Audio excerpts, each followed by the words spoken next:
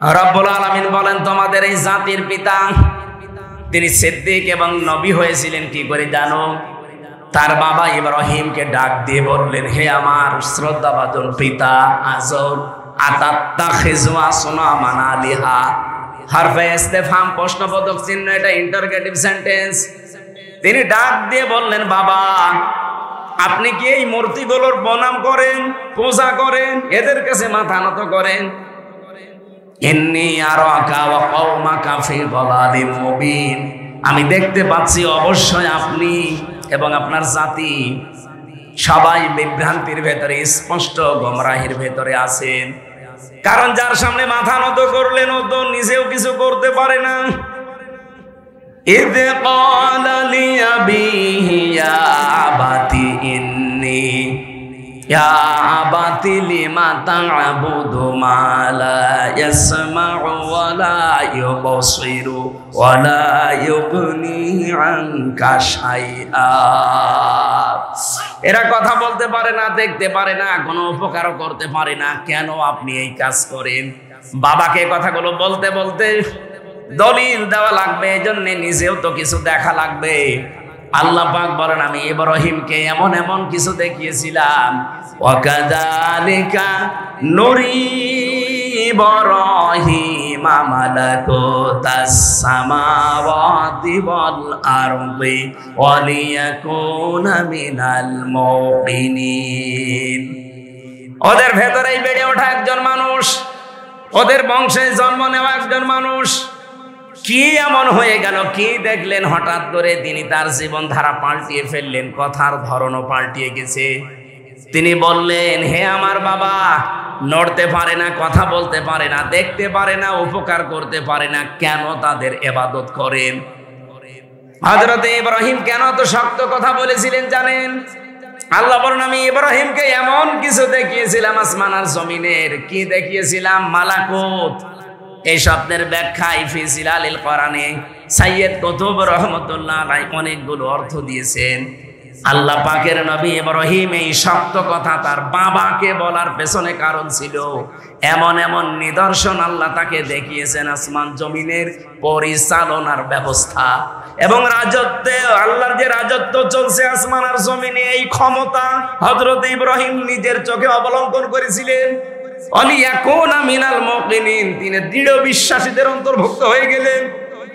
এতটুকু পর্যন্ত তিনি দৃঢ় বিশ্বাস করতে পারেন না, একটা একটা করে তিনি অনুসন্ধান করছিলেন।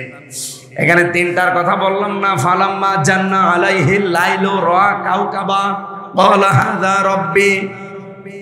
তিনি সন্ধ্যাবেলায় দেখলেন আকাশে তারকা মিটমিট করে জ্বলছে, বললেন এটা আমার রব হবে। ওটা যখন অস্তমিত হয়ে গেল তিনি বললেন,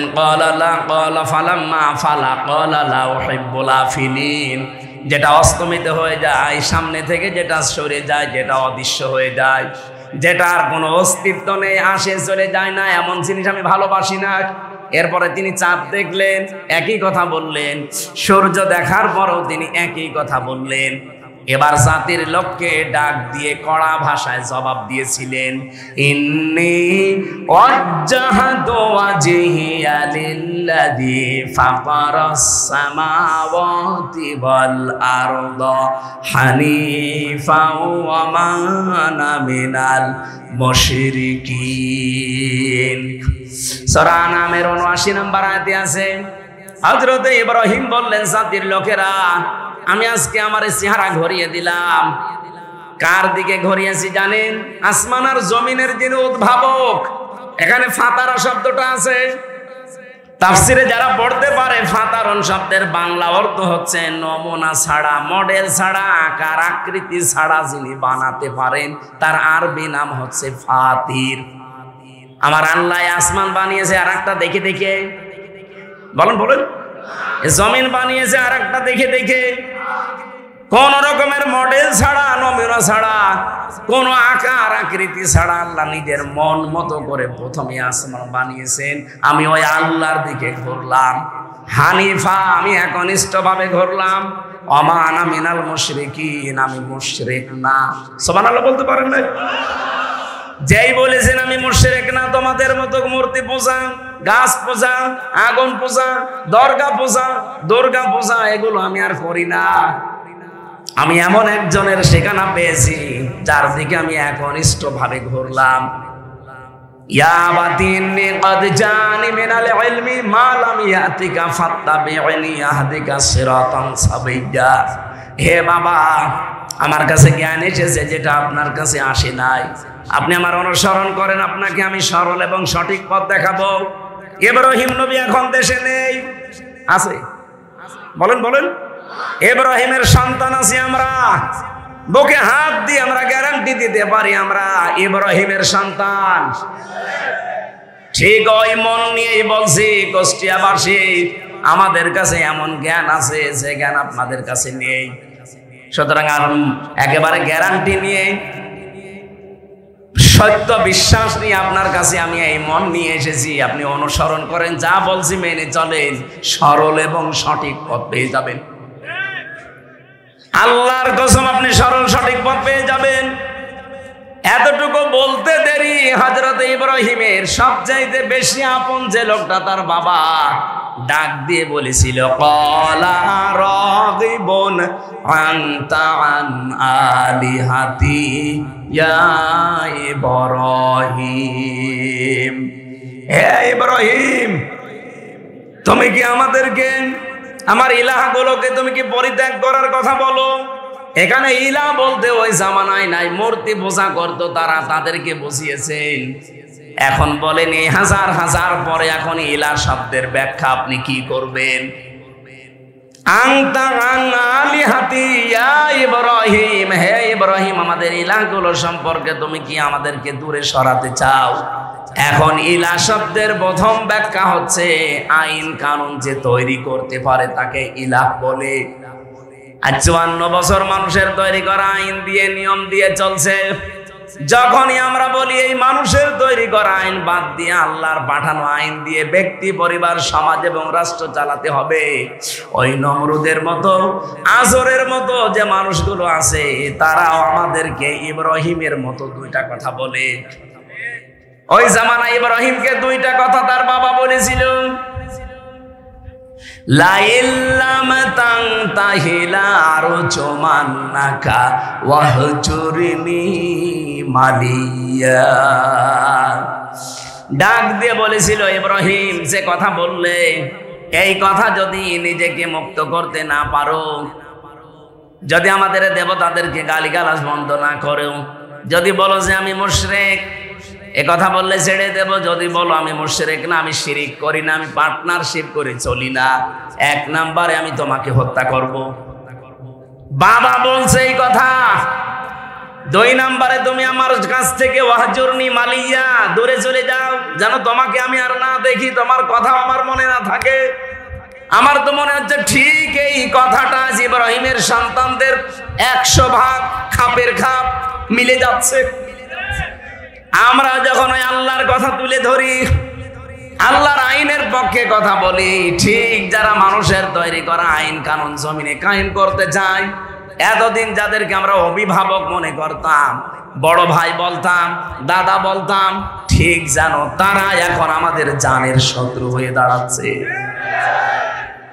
ইব্রাহিমকে বলেছিল লা ইল্লাম তানতাহিলা আরজুমান্নাকা, লামে তাকিদ নুনে সাকিলা, তোরে আমি মেরেই ফেলবো, হত্যা করে ফেলবো। আজ বিভিন্ন জায়গায় আওয়াজ তুলছে না, বলেন ওয়াহজুরনি মালিয়া, অথবা আমার কাছ থেকে দূরে চলে যাও। দেশ থেকে দাঁড়িয়ে দেওয়ার জন্য কত রকমের কায়দা কৌশল এখন তৈরি করছে সামনে। আপনারা যত কিছু করেন না কেন, আমরা নমরুদের সন্তান না, আমরা ইব্রাহিমের সন্তান। আরো জোরে, জোর হলো না? ইব্রাহিম বলেছিলেন ওয়াতাসিলুকুম ওয়ামা তা'বুদুনা মিন দুনিল্লাহি ওয়া আদউ রাব্বি ওয়ালা মা'কুম বিদুআইকা রাব্বি শাকিয়্যা। তোমরা যাদের সাথে আর শরীক করো মানুষের তৈরি করা আইন নিয়ে, কেউ দুর্গা পূজায়, কেউ দুর্গা পূজায়, কেউ পীর পূজায় ব্যস্ত আছো, আমি সব ছেড়ে দিলাম। ওই আল্লাহ বাদে তোমরা যাদেরকেই ডাকো আমরা কাউকে মানি না। আজ বাংলাদেশে যারা আল্লাহর দিন কায়েম করতে চায় তাদের স্লোগান এইটাই। এই কথা বোঝা লাগবে, তাদের স্লোগান এইটা না। অথচ এই 54 বছর ধরেই তাদের উপর একটা মিথ্যা তহমত লাগানো আছে, তাদের আকীদা ঠিক নেই। কে বলেছে আপনাকে? বাংলাদেশ জামাত ইসলামীতে যারা আছে তাদের আকীদা হচ্ছে জমিন আল্লাহর, আইন চলবে আল্লাহর। এই কথার বাইরে যদি তাদের আকীদা থাকে, আমি কোরআন শরীফ মাথায় নিয়ে বলছি আপনাদের, তাদের ভোট দেবেন না। যদি তারা বলে যে জমিন আল্লাহর, আইন চলবে আমার নেতার না, এমনকি মওদুদী সাহেবের আইন চলবে, তাদের ভোট দেবেন না। যদি বলে যে জমিন আল্লাহর, আইন চলবে আল্লাহ, এ কথা বলার পরও যারা বলে এদের আকীদা ঠিক নেই, আপনার কি আকীদা? দেখি আপনার আকীদা দেখি। এই মিথ্যা তহমতটা কেন লাগান একটা মানুষের উপরে? আমি তো নিজে মিশে দেখেছি তাদের, জমিন আল্লাহর, আইন চলবে আল্লাহর, এইটাই জামাত ইসলামের আকীদা। যদি জামাতের থাকে জিজ্ঞেস করে দেখেন, এর বাইরে আকীদা থাকলে ওনাদেরকে ভোট দূরের কথা আত্মীয়তা করবেন না। দরকার মেয়ে বিয়ে দেয়া থাকলে মেয়ে বাদ দিয়ে নেবেন, আকীদা ঠিক নেই।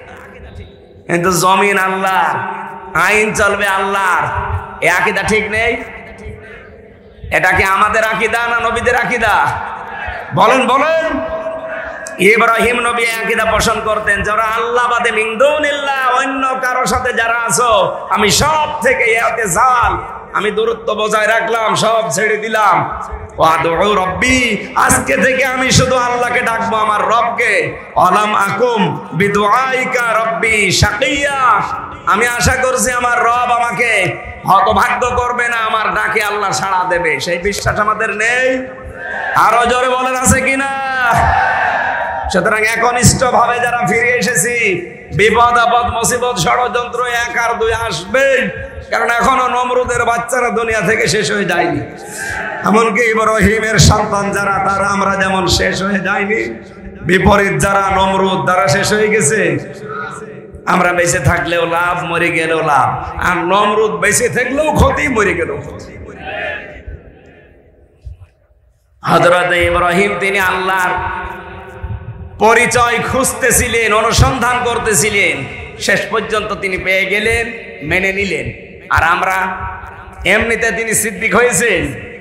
সত্যকে সত্য জানার পরে বাবা বিপক্ষে, বংশের লোক বিপক্ষে, দেশের মানুষ বিপক্ষে আগুনে দিয়েছে, এরপরও তিনি সত্যকে ছাড়েননি। আল্লাহ বলেন, তুমি সাধারণ শুধু খলিল না, তোমাকে আমি খলিল দিয়েছিলাম পরীক্ষার কারণে, আজকে থেকে তোমার আরেকটা নাম দিলাম, ইন্নাহু কানা সিদ্দিকান, তুমি সিদ্দিক।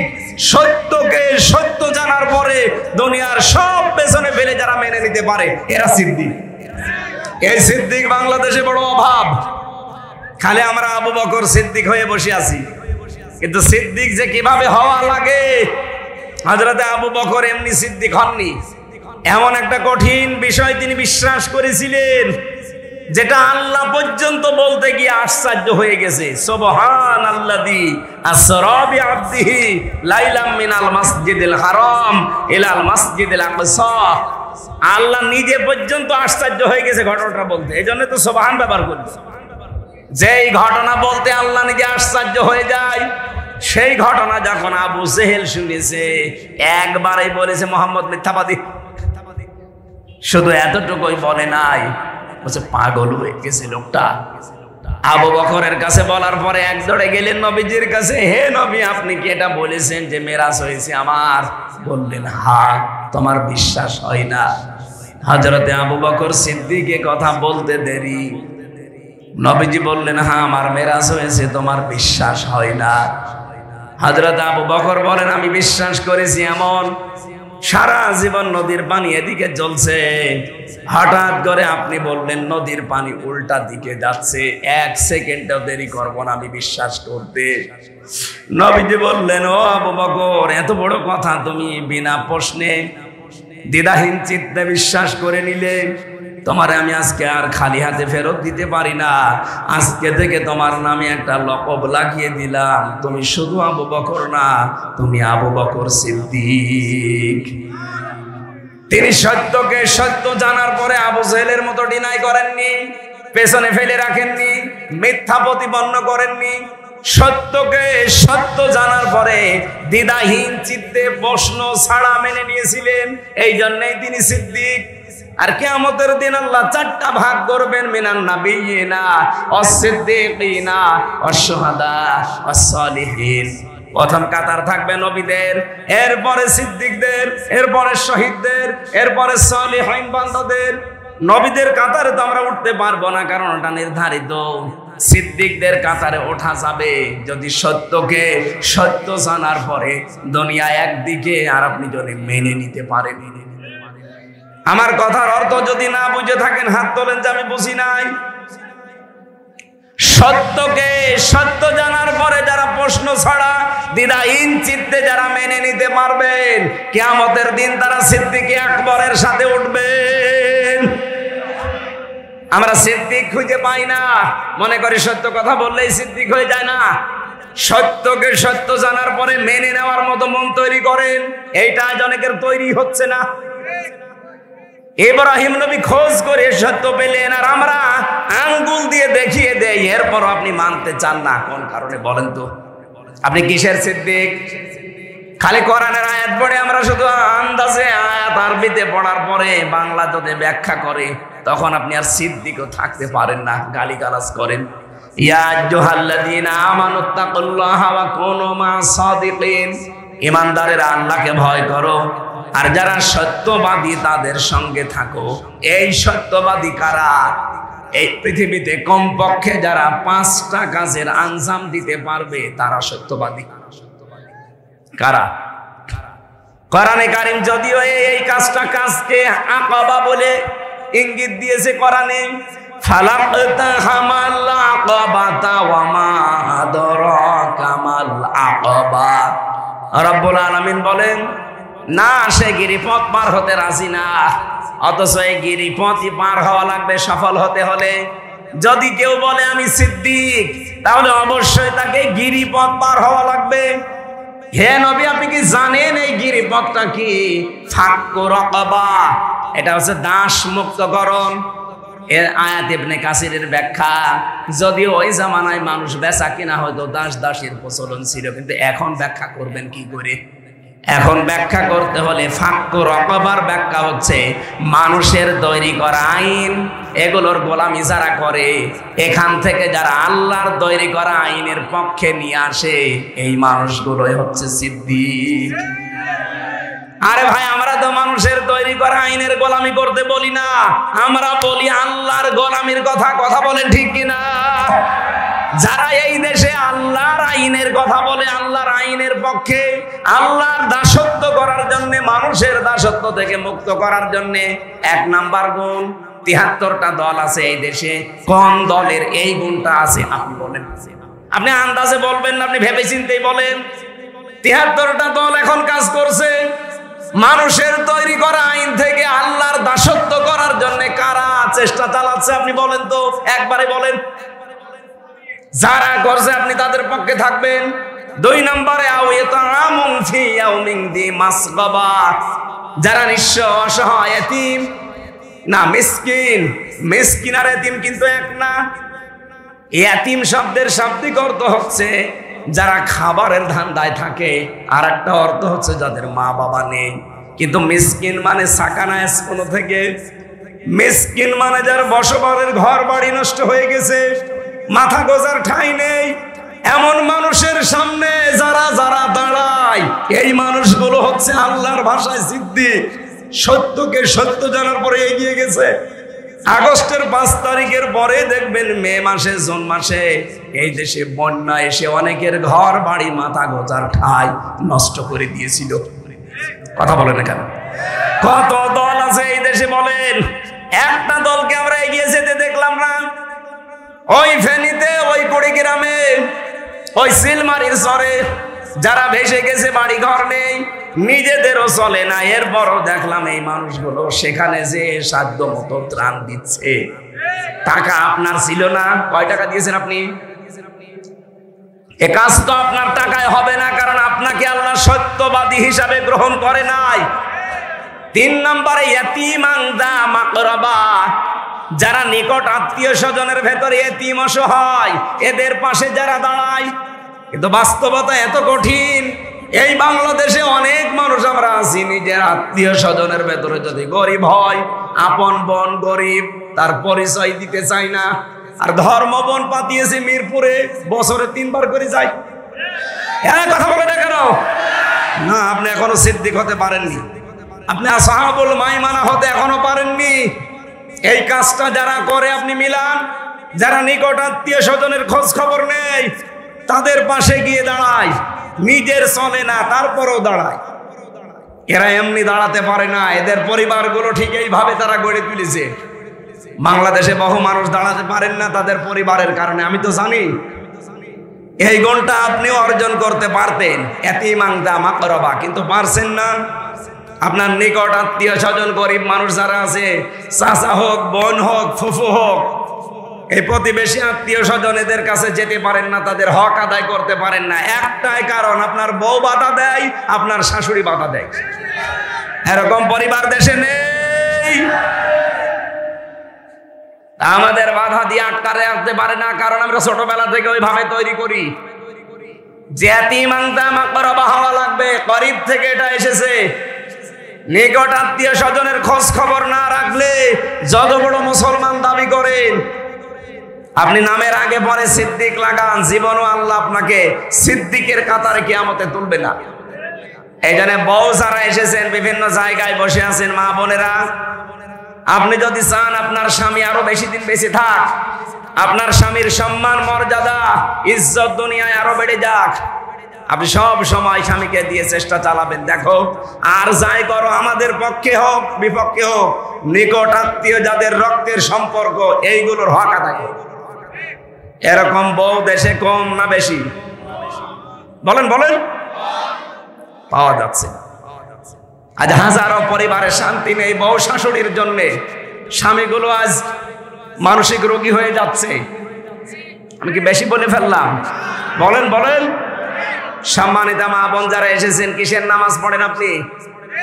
আমি জানি যে আপনার রাগ হচ্ছে, আপনি মনে মনে দোয়াও করছেন যে হুজুর এতক্ষণ ভালো ছিল, কি আমাদের পেছনে আবার লাগলো, হুজুর যেন মরে যায়। যাবো মরি, তারপরও সত্য বলি যায়।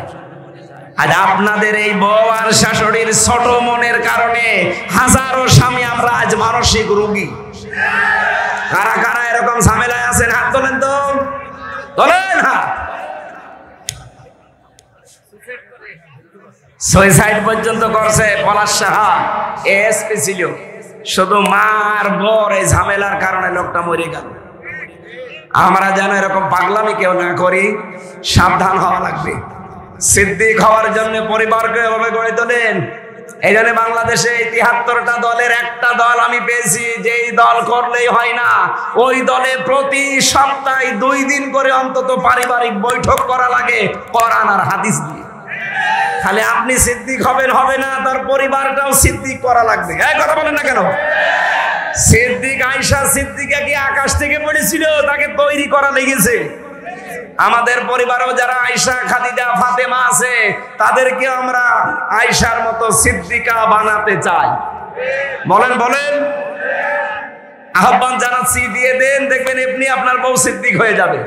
প্রতিদিন 8টা 9টা করে ঘর পূরণ করা লাগে। এমনি আপনার বউ 3 মাস 6 মাসে দেখবেন ওর চরিত্র পাল্টিয়ে ও অলরেডি এখন ফাতেমাতুজ জহরা আয়েশা সিদ্দিকার অনুসারী, অনুগামী অলরেডি হয়ে গেছে। এই জন্য একটা বই আছে আমার, আপনারা নিয়ে মেয়েকে পড়াবেন, বউকে দেবেন। আদর্শ 6 জন আদর্শর জীবন নিয়ে লিখেছি। মেয়েদের কারা কারা আদর্শ, এই গাড়িতে আছে এটা, যদি থাকে কোনো জায়গায় আশপাশে কোনো দোকানে, গাড়িতে কোনো জায়গায় মাহফিল হলে ওইটা নিয়ে পড়াবেন। মেয়েদের এই ছোট মনটা যদি বড় হয়ে যায় না, এই ব্রড মাইন্ডের মন হয়, ন্যারো মাইন্ডের বাদ দিয়ে আমাদের পরিবারগুলো হয়ে যাবে এক একটা জান্নাতের মতো।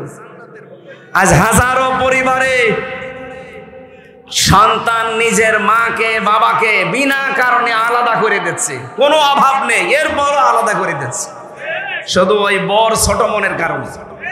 আর ওই বউকে ফসলায় ওর মা, ওখান থেকে শাশুড়ি। এরকম ডেঞ্জার শাশুড়ি আছে কার? আমার ভাইরা, 4 নম্বরে গুণ পেয়েছিলাম কোরআনে কারিমের সূরা বালাদে। ইয়াতীমান যা মাকরাবা আও মিসকিনান যা মাতরাবা। ধোলা মলিন যারা,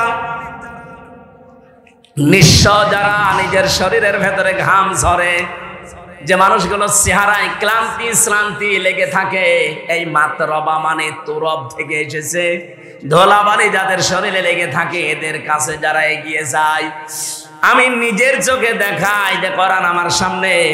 এই যে বিশাল তাপদাহ চলছিল বাংলাদেশে, আমি ওই সময় খুলনা বাগেরহাট মংলা ছিলাম, 49°C চলছিল। ফেসবুকে দেখলাম ভিডিও, বাংলাদেশে কুষ্টিয়া জেলা জামাতের পক্ষ থেকে মজমপুর গেটে চড়হাসে, ওই লাহিনী বটতলায় ত্রিমোহনীতে বিভিন্ন জায়গায় তারা স্যালাইন পানি শরবত নিয়ে এই ধুলি মলিন যারা খেটে খায় তাদের সামনে এগিয়ে দিচ্ছে। এরা তো কর্মসূচি নিয়েছে কোরআন থেকে, আর আপনি কোথা থেকে নিয়েছেন? আপনার কি টাকা কম আছে?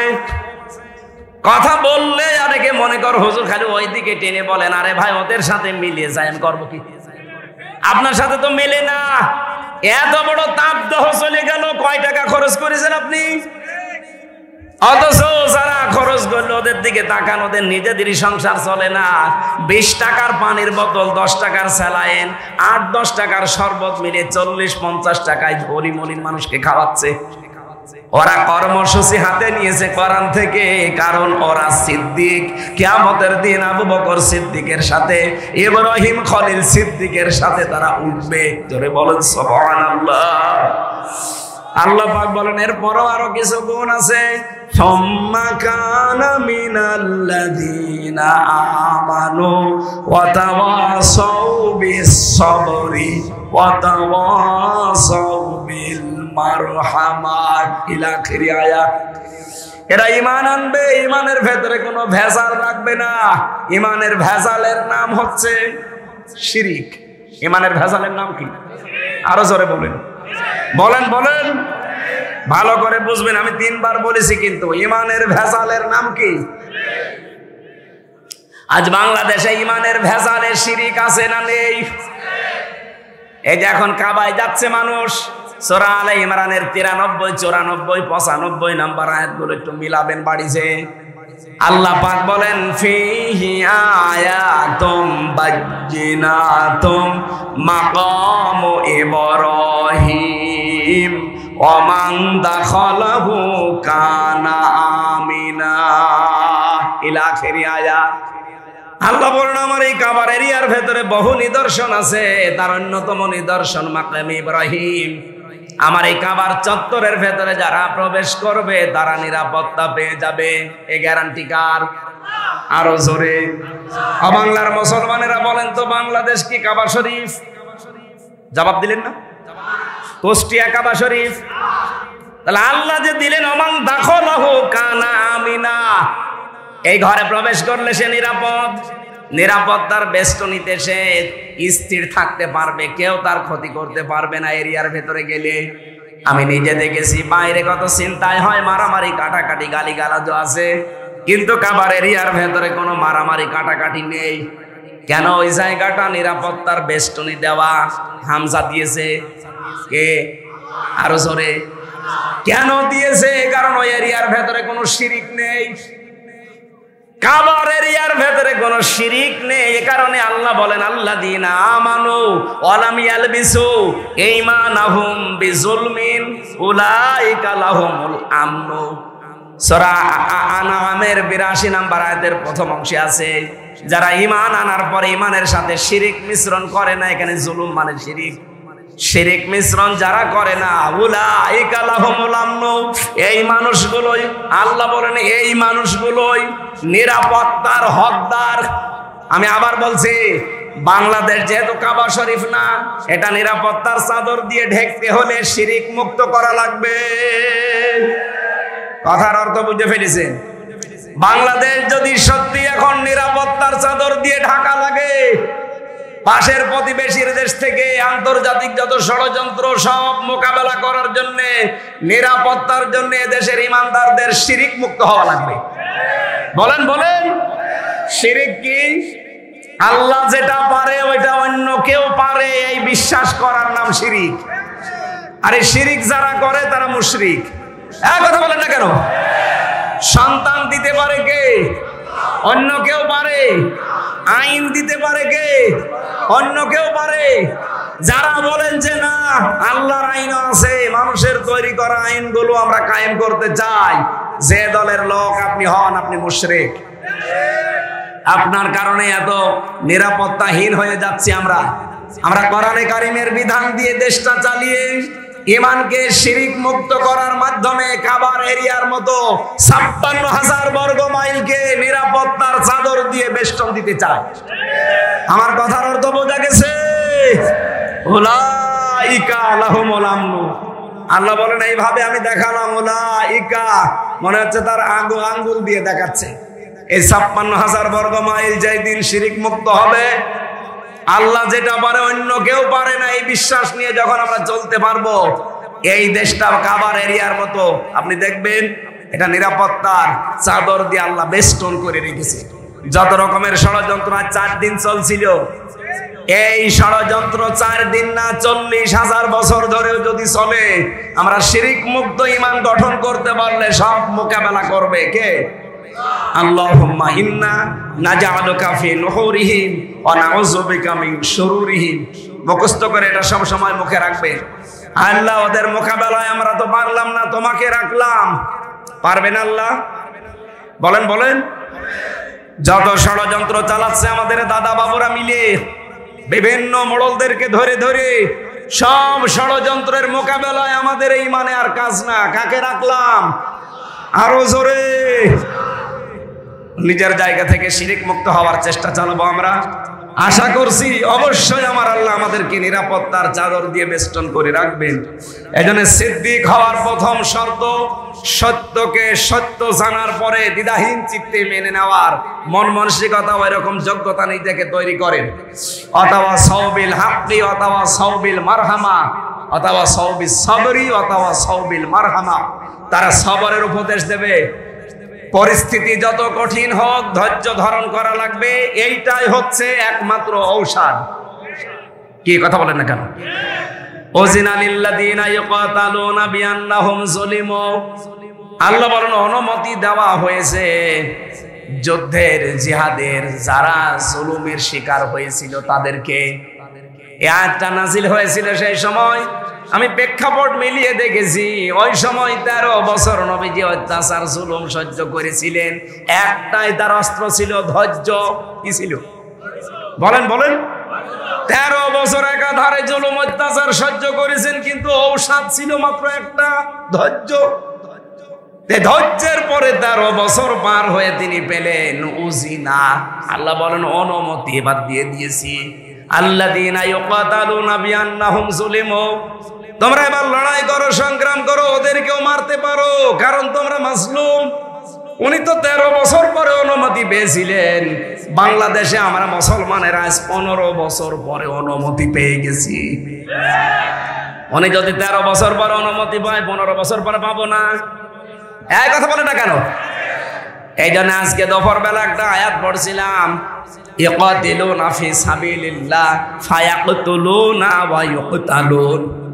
তোমরা লড়াই করবা, সংগ্রাম করবা আল্লাহর রাস্তায়, আগে মারবা এরপরে মরবা। আগে মায়ের খাবা এরপরে মারবা না, আগে মারবা এরপরে মরবা।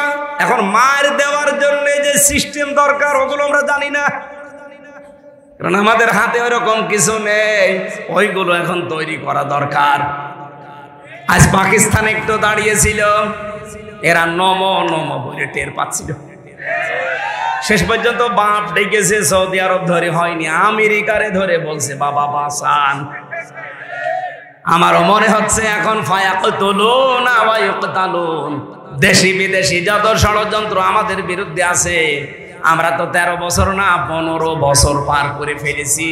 আমাদেরকেও আল্লাহ অনুমতি দিয়ে দিয়েছে। এখন আমাদেরকেও শক্তি অর্জন করা লাগবে, মিডিয়া হাতে নেওয়া লাগবে। এই কথা বলছেন? আজ ওদের ছেলে মেয়েরা ডাক্তার হয়, আমাদেরকেও ডাক্তার বানাতে হবে। ওরা ডাক্তার দিয়ে আমাদের মারবে, আমরা ডাক্তার দিয়ে ওদেরকে বাঁচাবো। ফায়াকতুলুনা ওয়া ইউকতালুন, ওরা যেই জিনিস দিয়ে মারে তোমরা আগে ওখানে মারো, এরপরে মরবা, মরা পরে, আগে মারা লাগবে। ওরা আজ ওদের ছেলে মেয়েদেরকে ইঞ্জিনিয়ার বানায়, রডের বদলে বাঁশ দিয়ে আমাদের মারে। আমরা আমাদের ছেলে মেয়েদেরকে ইঞ্জিনিয়ার বানাবো, ওরা ছেলে মেয়েকে ডিসি বানায়, এসপি বানায়, টিএনও বানায়, ওসি বানায়। আমরাও সামনে ছেলে মেয়েদেরকে ডিসি, এসপি, টিএনও, ওসি বানাবো। বলেন বলেন। ওরা ছেলে মেয়েদেরকে এমপি বানিয়েছে, মন্ত্রী বানিয়েছে, আমরাও ছেলে মেয়েদেরকে সামনে এমপি বানাবো, মন্ত্রী বানাবো। ওরা যা মারে ওইভাবে মারবো। ওরা বহু মাছ ধরে দিয়েছে আমাদেরকে এই 54 বছর ধরে ধরে। নবীজি 13 বছর পরে যদি অনুমতি পায়, আমরা 54 বছর বাদ দিলাম, 15 বছর তো গেছে। 15 বছর পরে এখন আমরা অনুমতি পেয়ে গেছি। ইন্নাল্লাহা আলা নাসরিহিম লাকাদির, লাম বাদ দিলে অর্থ করতে পারতাম, লাকাদির দিলেন কেন? আল্লাহ বলেন ইন্নাল্লাহা আলা নাসরিহিম লাকাদির, অবশ্যই আমি আল্লাহ এ বিষয়ে তোমাদেরকে সাহায্য করতে সক্ষম। এরপরে আবার অবশ্যই দিয়েছে ইন্নাল্লাহা, তো আছে আলা নাসরিহিম, এই হিম এটা জমির বহু বছর, শুধু এই এদেরকে না, কিয়ামত পর্যন্ত হিম থাকবে। সত্যি যারা অত্যাচারিত হওয়ার পরে অনুমতি পাবে জিহাদের, যুদ্ধের, সংগ্রামের, আন্দোলনের, লড়াইয়ের, এই মানুষগুলোকে আমার আল্লাহ বলেন আমি সাহায্য করব এবং আমি নিজে সক্ষম। আমার তো আয়াত পড়ার পরে মনে হয় 13 বছর পার হয়ে 15 বছর পার করে ফেলেছি। আল্লাহ আমাদেরকেও সাহায্য করতে অক্ষম না সক্ষম? আরো জোরে বলেন, কেন সক্ষম? আল্লাযীনা ইখরিজু মিন দিয়ারিহিম বিগাইরি হাক্কিন ইল্লা আইয়াকুলু রাব্বুনাল্লাহ।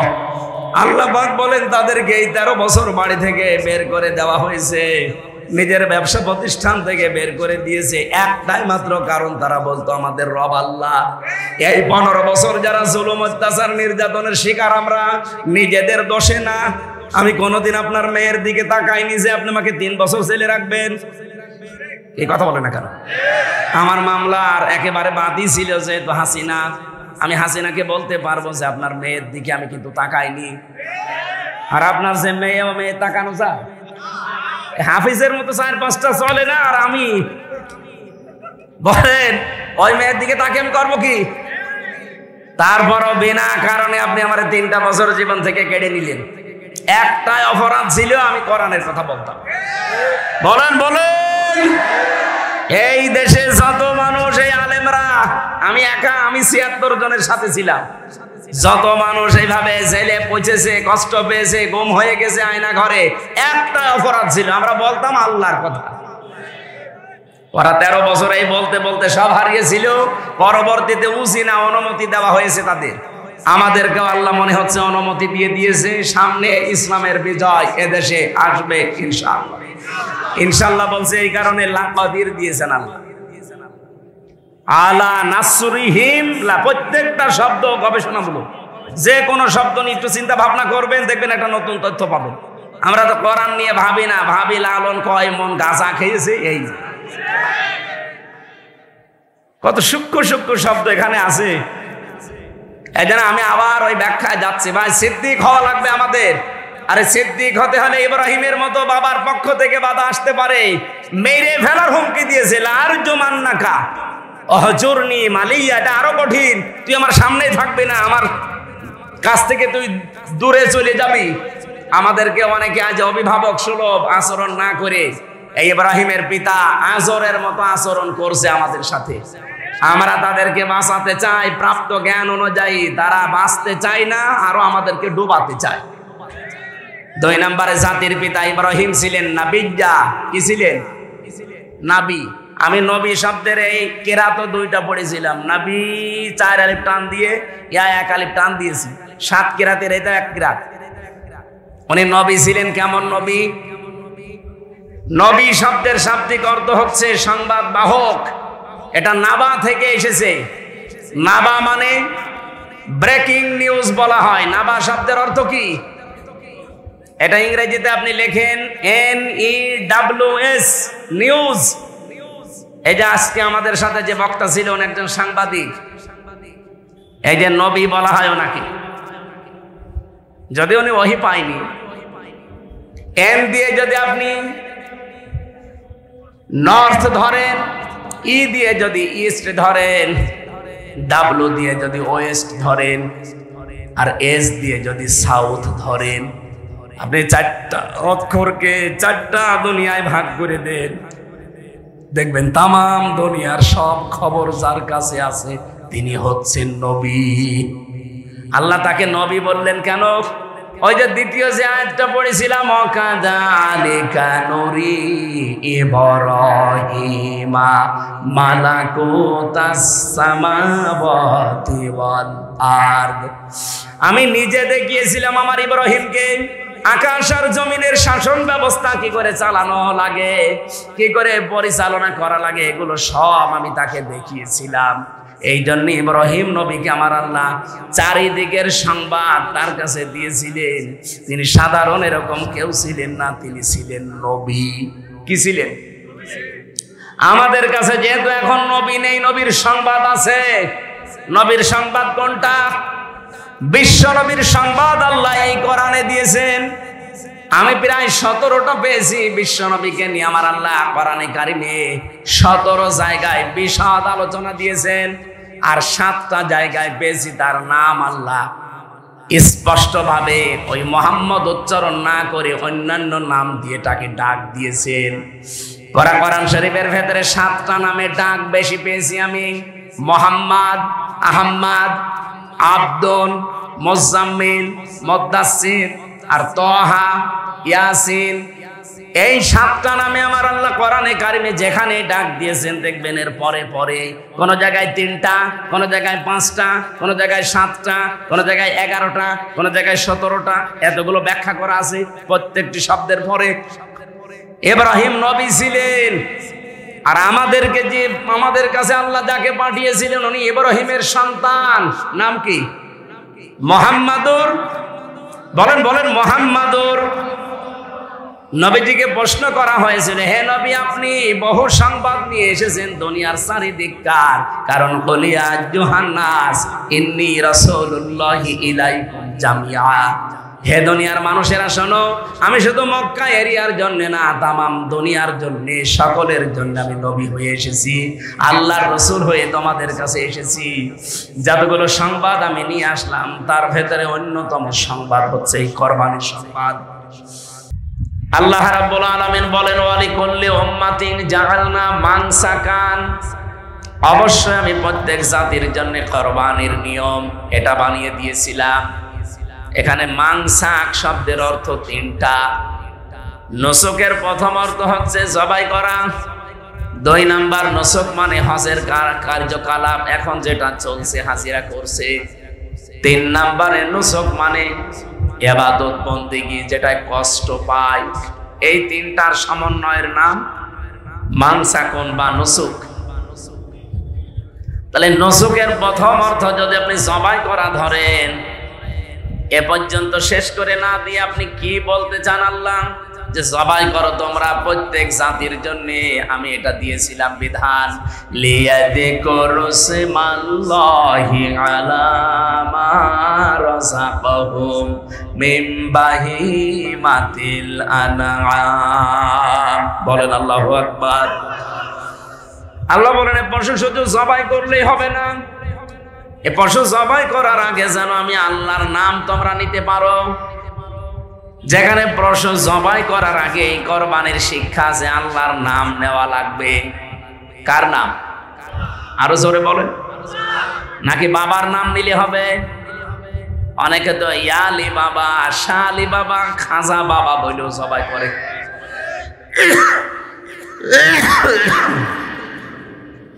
এ ভেড়া মারায় কয়েক জায়গায় হয় আমি জানি স্যার, ভেড়া মারা হয় না? কত রকমের উল্টা পাল্টা মাজার বানিয়ে সেখানে আল্লাহর নাম বাদ দিয়ে অন্যের নামে জবাই হয়। কোরবানির প্রথম শিক্ষা এটা, যা করবেন কার নামে? আরো জোরে বলেন। যা করা লাগবে আল্লাহর নামে।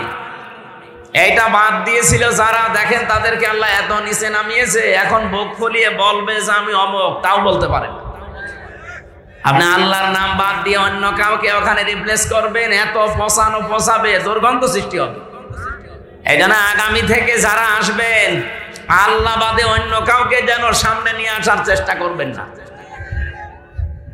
আপনি কিছু বোঝেন তো নাকি আন্দাজে ঠিক বেঠিক বলছেন? বোঝেন কিছু? সুতরাং আমরা সামনে নিয়ে আসতে চাই কার নাম? কালিমাতুল্লাহি হিয়াল উলিয়া, আল্লাহু আজিজুন হাকিম। সব চাইতে উপরে থাকবে কার নাম বলেন তো? আমরা আর কাউকে উপরে রাখতে চাই না, সে বাবা হোক আর স্বামী হোক। অনেকে দেখি না, যে আসে সে উপরে তুলে ফেলে। কেন? ওখানে আল্লাহু আকবার লিখে দিতে পারেন না?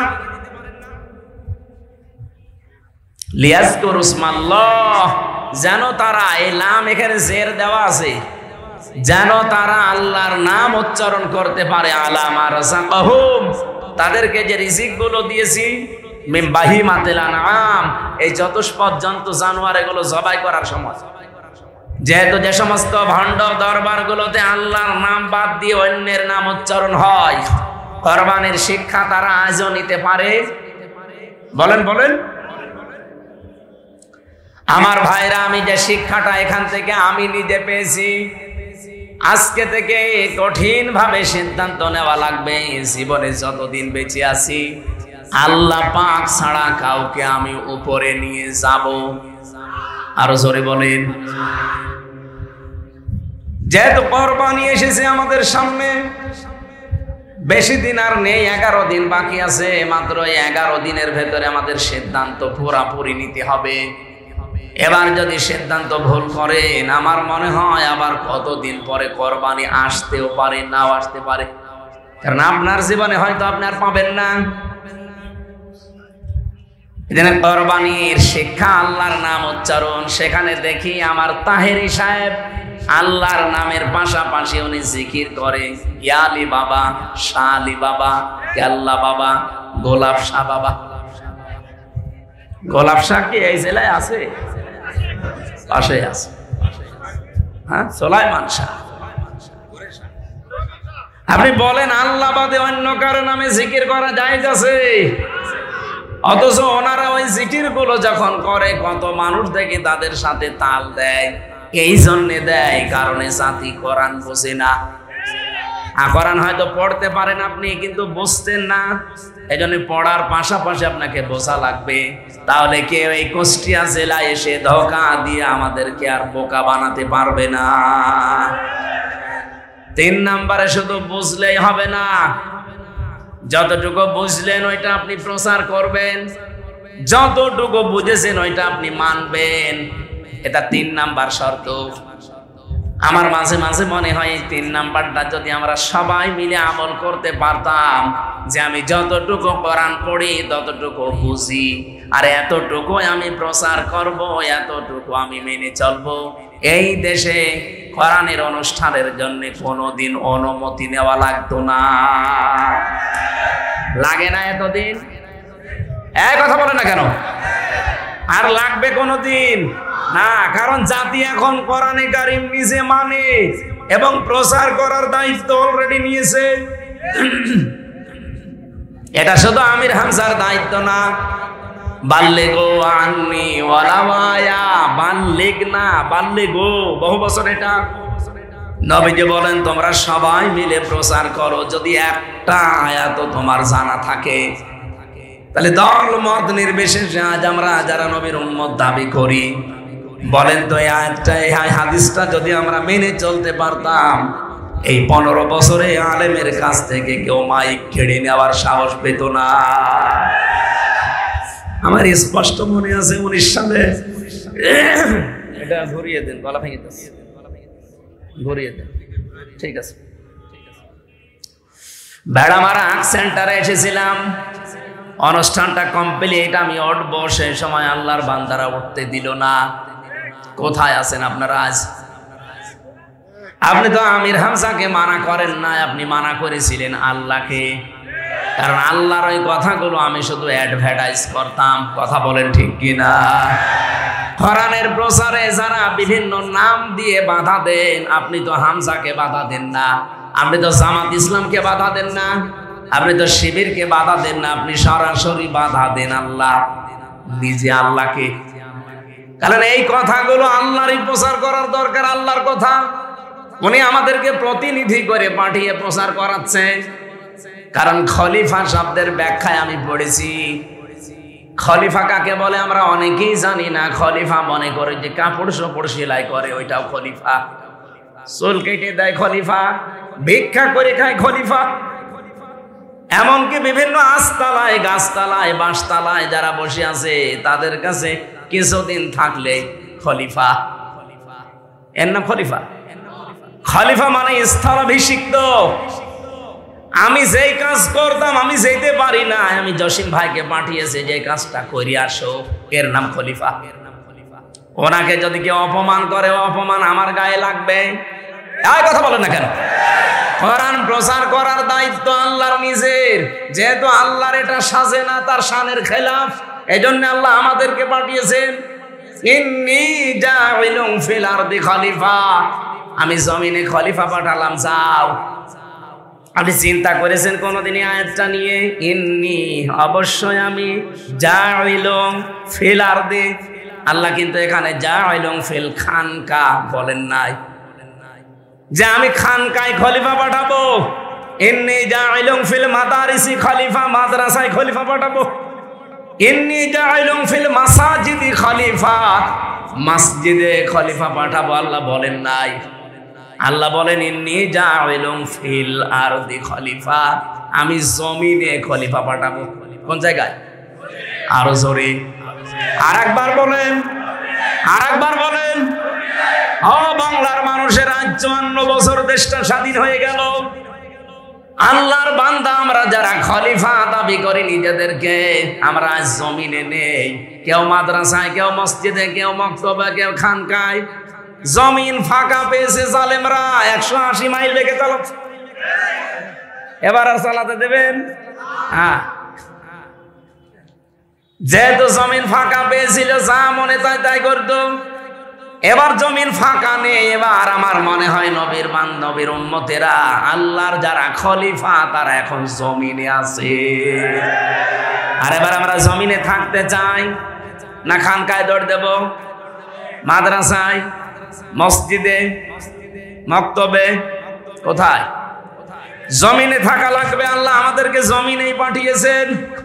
যেটা আল্লাহ পাকের শানের খেলাফ, এটা ঘরে ঘরে এসে কোরআনের কথা প্রচার করা, এটা আল্লাহর মানায় না। ওই দায়িত্বটা আল্লাহ আমাদের মতো মানুষকে খলিফা বানিয়ে পাঠিয়েছে। বাংলার মানুষ ভালো করে শোনেন, রেকর্ড হচ্ছে, সারা দেশে ছড়াচ্ছে।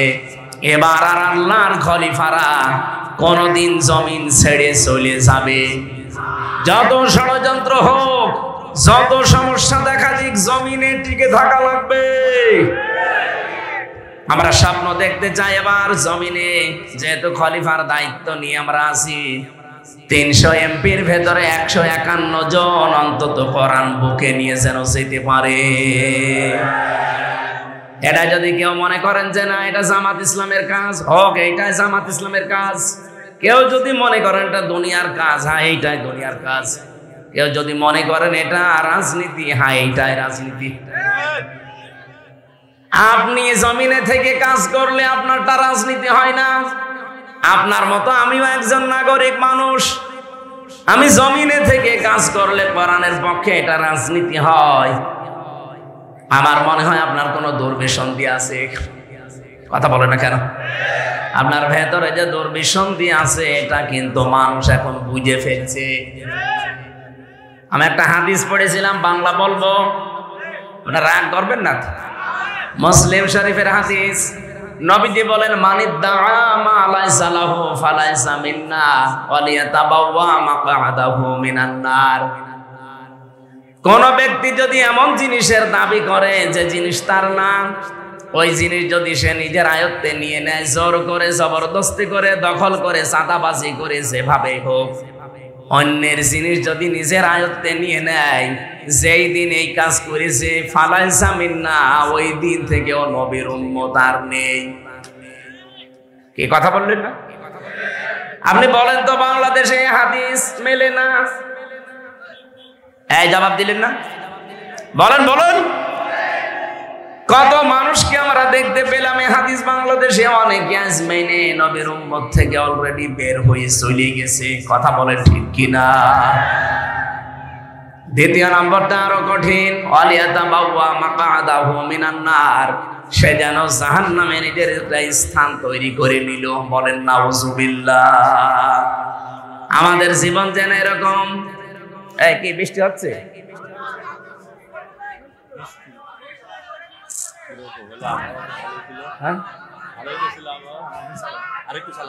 সুবহানাল্লাহ ওয়ালহামদুলিল্লাহ লা ইলাহা ইল্লাল্লাহ লা ইলাহা ইল্লাল্লাহ মুহাম্মাদুর রাসূলুল্লাহ।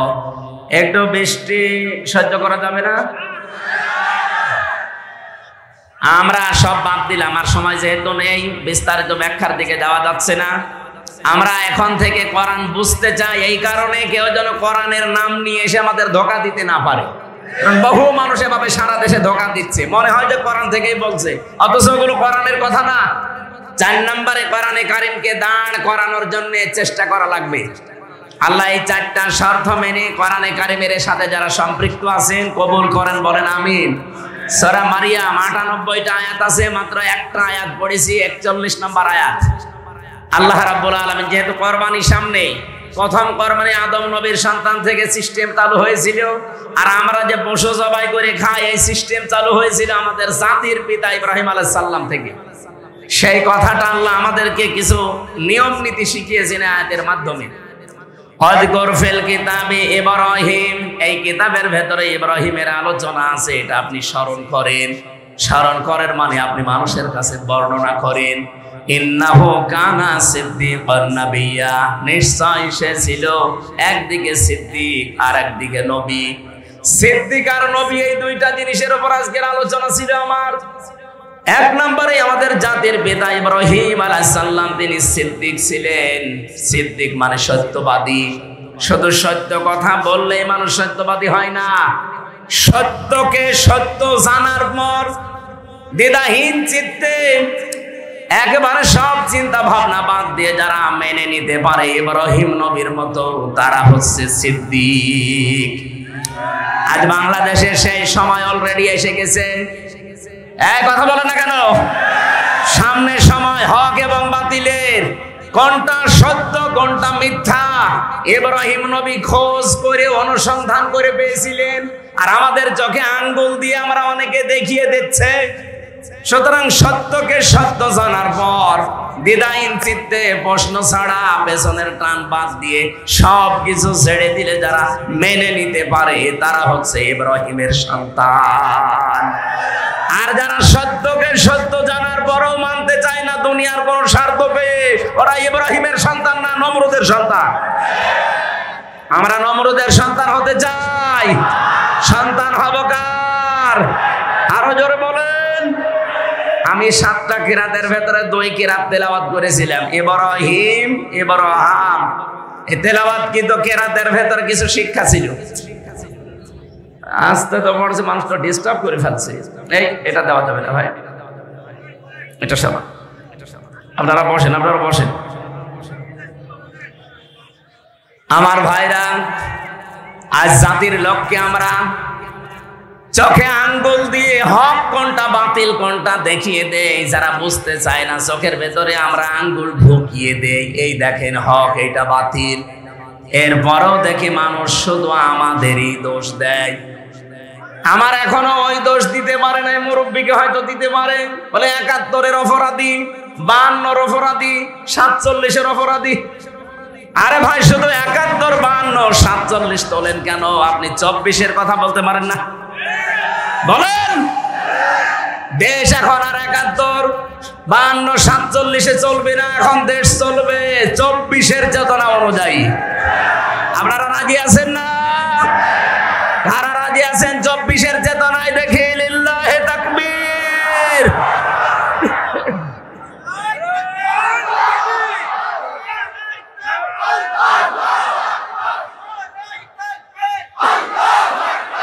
আলহামদুলিল্লাহ ভাই।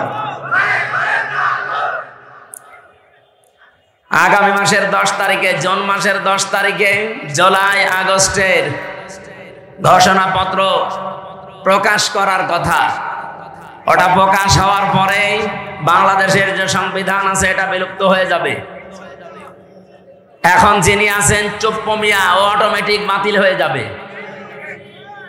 কি কথা বলছেন আমার? রাম আর বাম আর কিছু বাতিলদের মাথা এমনি খারাপ হয়নি, ওরা জাতে মাতাল হলো তাহলে ঠিক আছে, ওরা বুঝে ফেলেছে। কারণ দেশের মানুষের অবস্থান এখন কোন জায়গায় আমরা কিছু খবর না রাখলে ওরা কিন্তু হালকা খবর পাচ্ছে। মাইক্রোসফট, এটা খ্রিস্টানরা রিপোর্ট বানিয়েছে, ওরা রিপোর্ট দিয়েছে বাংলাদেশে আগস্টের 5 তারিখের আগ পর্যন্ত মাত্র 100 জনের 15 জন বলতো আমরা ইসলাম চাই এই দেশে, আর এখন 100 জনের 77 জন মানুষ বলছে আমরা এই দেশে ইসলাম চাই। মাথা এমনি খারাপ হয়েছে। আমি বাইরের দেশগুলোতে কিছুদিন আগে সফর করেছিলাম, মালয়েশিয়া, সিঙ্গাপুর, থাইল্যান্ড, এরপরে ইন্দোনেশিয়া, বাহরাইন, যতগুলো দেশ ঘুরলাম ওই সমস্ত দেশে যে আমি আগে যাই বিশ্ববিদ্যালয়ে, নাম করা ভার্সিটি যেগুলো আছে আগে ওগুলো ঘুরে আসি, দেখি ওখানে কোনো তথ্য পাওয়া যায় কিনা। ওখানে যে সমস্ত বিশ্ববিদ্যালয়গুলো ঘুরেছিলাম ওই দেশের মালয়েশিয়ার স্বরাষ্ট্রমন্ত্রীর যিনি দায়িত্বে আছেন উনি বাংলাদেশে যেমন ইসলামী ছাত্র শিবির বলে একটা সংগঠন আছে না, মালয়েশিয়া ইসলামী ছাত্র শিবিরের নামে একটা সংগঠন আছে, ওটা অন্য নামে চলে। ওই দেশে ইসলামী ছাত্র শিবিরের কেন্দ্রীয় সেক্রেটারি জেনারেল হচ্ছে এখন মালয়েশিয়ার স্বরাষ্ট্রমন্ত্রী। ওই দেশের যিনি এখন দায়িত্বে আছেন ডক্টর আনোয়ার ইব্রাহিম হাফিজাহুল্লাহ, ওনার সাথে একটা সাক্ষাতের ব্যবস্থা ছিল, কিন্তু আমার ফ্লাইটের কারণে আমি আর পারি নাই। আমি যতগুলো দেশের বড় বড় মানুষের সাথে মিশেছি, কথা বলেছি, তারা এ কথা জানাতে চায় যদি ইসলামের হাতে এই দেশ বাংলাদেশ সামনে আসে তারা চালাতে পারবে তো, কি কি করবে, এই কথাগুলো আপনারা বলেন। তার মানে বিশ্বে শুধু বাংলাদেশ না, 257টা দেশ আছে, মুসলিম অমুসলিম মিলে সবাই এখন অনেকের ভেতরে বিশ্বাস 15 থেকে যখন 77% চলে গেছে এই দেশের সামনে কোরআন বিজয়ীকে বাধা দিয়ে আটকিয়ে রাখতে পারবে না ইনশাআল্লাহ। নয়তো এমনিতেই জিজ্ঞাসা করে যে কোরআন যদি সামনে আসে কিভাবে চালাবেন, এমনি বলে, এতদিন তো বললো না, এর আগে তো বহুবার গিয়েছি, কই কোনোদিন তো জিজ্ঞাসাও করে নাই। দেশের অবস্থা দেখে এই জরিপগুলো যেহেতু খ্রিস্টানরা বানিয়েছে, আমরা তার ঘুষ দিয়ে বানাইনি, লবিস্ট নিয়োগ করে বানিয়েছি, তারা এমনি আমাদের দেখতে পারে না। তারপরও যখন বানিয়েছে আপনি বিশ্বাস করেন অবস্থা কিন্তু গোপনে গোপনে এত দূর চলে গেছে। কিন্তু যে মানুষগুলো কোনো কাজ নেই, কাম নেই, তাদের আসল ব্যবসায় রাজনীতি, ওদের মাথা কিন্তু খারাপ হয়ে গেছে। আগস্টের 5 তারিখের পরে কিন্তু অনেকের চরিত্র জনগণ বুঝে ফেলেছে।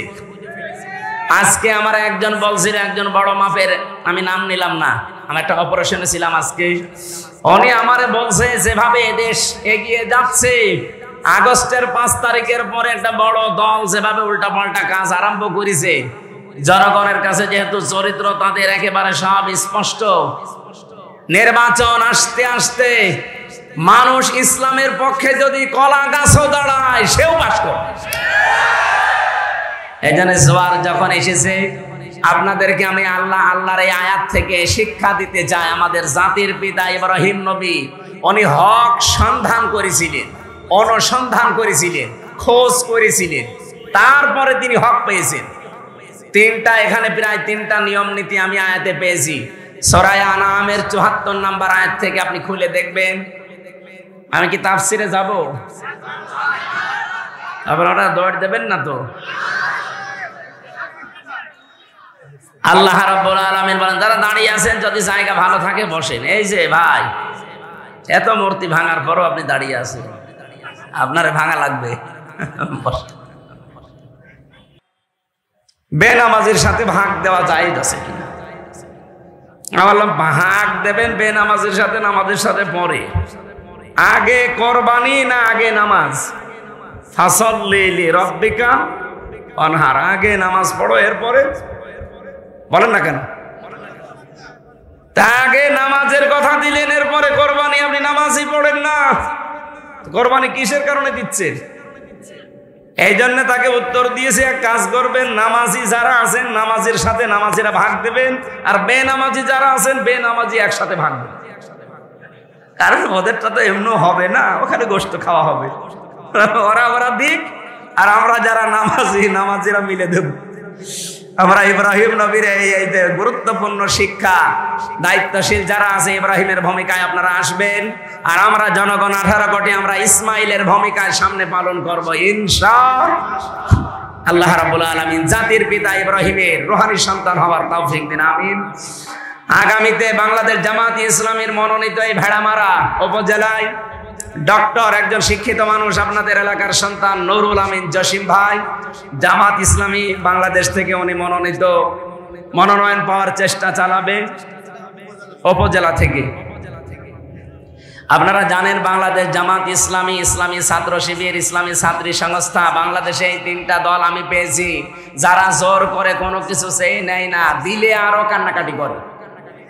বাংলাদেশে আর কেউ এটা দেখাতে পারেনি আজ পর্যন্ত, আমার মনে হয় পারবে কিনা তাও জানি না। উনি যদি জোর করে চেয়ে নেয় যে আমারে দেওয়া লাগবে, ওনারে ভোট দেবেন না।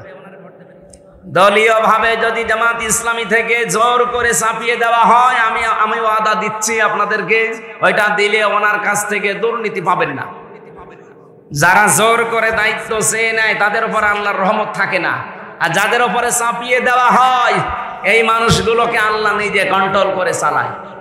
আগামীতে এরকম পরিবেশ তৈরি করার চেষ্টা চালাবো, আল্লাহুম্মা আমিন। লা ইলাহা ইল্লা আনতা সুবহানাকা ইন্নী কুনতু মিনাজ জালিমিন। রব্বুল আলামিন, গভীর রজনী পর্যন্ত কোরআনের কিছু কথা শুনেছি। আমাদের জাতির পিতা তিনি সিদ্দিক ছিলেন, তিনি নবী ছিলেন, তার নিয়ে আসা সংবাদগুলোকে আমাদের জীবনে মেনে চলার তৌফিক দাও আল্লাহ। তার মতো আমাদেরকে তুমি সিদ্দিকের কাতারে শামিল করো। কোরআনে কারিমে তুমি জানিয়েছো মিনান নাবিয়্যিনা ওয়াস সিদ্দিকিনা ওয়াস শুহাদাই ওয়াস সালিহিন ওয়া হাসুনা উলাইকা রাফিকা। আমি সহ যারা কথা বললাম এবং কথা শুনলাম, আমাদের জীবনে ইখলাস দান করো। জীবনের অপরাধগুলো এই মুহূর্তে সব ক্ষমা করে জায়গাটা নেকি দিয়ে ভরাট করে দিও। এই মাহফিলটা সাজাতে গিয়ে যারা কষ্ট স্বীকার করেছে আল্লাহ, এই যুবকদেরকে যে মা পেটে নিয়েছে মায়ের পেট খাদিজার মতো বানিয়ে দাও। মাহফিলের সম্মানিত সভাপতি আজাদ ভাইকে কবুল করো। সম্মানিত প্রধান অতিথি জনাব আব্দুল গফর, ডক্টর নুরুল আমিন জসিম ভাই সহ যত আলেম ওলামা এখানে এসেছে আল্লাহ, আলেমদেরকে আলেম হিসাবে মঞ্জুর করে নাও। মা বোনদেরকে তুমি খাদিজার মতো আয়েশার মতো বানিয়ে দাও আল্লাহ। অনেক ভালোবাসি মা বোনদেরকে, মেহেরবানি করে মেয়েদেরকে তুমি ফাতেমাতুজ জহরার উত্তরাধিকারী হিসাবে কবুল করো। স্বামী যাদের অবাধ্য আছে বাধ্য বানিয়ে দাও, সন্তান যাদের অবাধ্য আছে আল্লাহ বাধ্য করে দাও। এলাকায় মাটির নিচে কত মানুষ ঘুমিয়ে আছে, কোরআনের ইজ্জতে এদের কবরগুলো জান্নাত বানাও আল্লাহ। যে বাড়িতে এসে বসেছিলাম বাড়ির ওপরে খাস রহমত নাজিল করো রব্বুল আলামিন। যত মানুষ এই মাহফিলটার জন্য মন থেকে চেষ্টা চালিয়েছে আল্লাহ, যে যেইভাবে এগিয়ে এসেছে তোমার রহমত ওইভাবে এগিয়ে দাও। যার মাধ্যমে কোরআনের দাওয়াত নিয়ে এসেছি মুফতি রেজাউল করিম ফরিদ উদ্দিন আবরার, আল্লাহ মুফতি সাইফুদ্দিন আল আজাদ সহ যত আলেমরা চেষ্টা চালিয়েছে কোরআনে কারিমের কথা বলার জন্য আমাকে ব্যবস্থা করে দিয়েছে, এই আলেমদেরকেও মঞ্জুর করে নাও। এই দেশটা নিয়ে যত ষড়যন্ত্র গোপনে এবং প্রকাশ্যে হচ্ছে, আল্লাহুম্মা ইন্না নাজআলুকা ফি নুহুরিহিম ওয়া নাউযু বিকা মিন শুরুরিহিম, সবার মোকাবেলায় তোমাকে রাখলাম আল্লাহ, তুমি হামে ও নাসির হয়ে যাও। আমি নিজে অসুস্থ, যত মানুষ আমার সাথে হাত তুলেছে আমাদেরকেও তুমি শেফায়ে কামেলা আজেলা দান করো। এই কুষ্টিয়া আমার প্রাণপ্রিয় জন্মভূমি, আমার জেলা, এই জেলার মাটির নিচে যত মানুষ ঘুমিয়ে আছে সবাইকে কোরআনের ইজ্জতে মাফ করে দাও। আগামীর দেশটা তুমি কোরআনের হাতে তুলে দিও আল্লাহ। চর্ম চোখে যেন দেখতে পারি বাংলাদেশটা তোমার কোরআন দিয়ে চলছে। বারাকাল্লাহু লানা ওয়া লাকুম ফিল কোরআনিল আযীম। কখন কার কাছে আজরাইল পাঠিয়ে দাও জানি না। আল্লাহ তাআলা মন থেকে তওবা করে আজকে ফিরে আসলাম। আমরা ইব্রাহিমের খাঁটি সন্তান হতে চাই, আমরা সিদ্দিক হতে চাই। আর জোরে বলেন আমিন। আল্লাহ আমরা সিদ্দিক হতে চাই। সত্যকে যদি সত্যি পেয়ে যায় দুনিয়ার সব কিছু ছেড়ে হলেও গ্রহণ করার সুযোগ আমাদেরকে দিয়ে দাও। জীবনের শেষ কথা তুমি বলার তৌফিক